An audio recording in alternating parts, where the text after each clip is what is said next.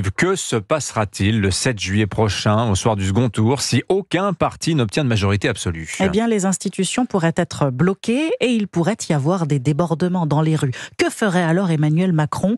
Le chef de l'État pourrait démissionner ou avoir recours à l'article 16 de la Constitution.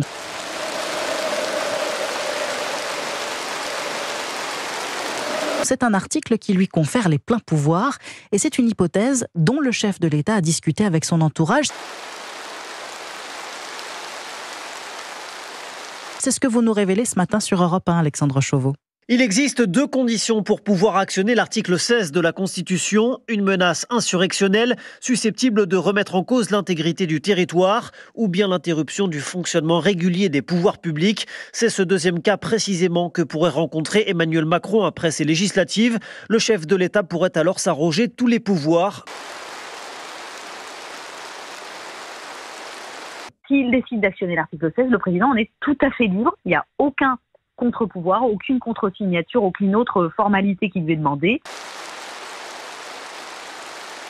Mais au bout de 30 jours, les oppositions peuvent saisir le Conseil constitutionnel pour faire reconnaître la validité ou non de cet article 16. Alors la Constitution ne prévoit pas de durée maximale d'exercice de ces pouvoirs exceptionnels. Seul le Conseil constitutionnel peut apprécier après 60 jours si son usage est toujours justifié.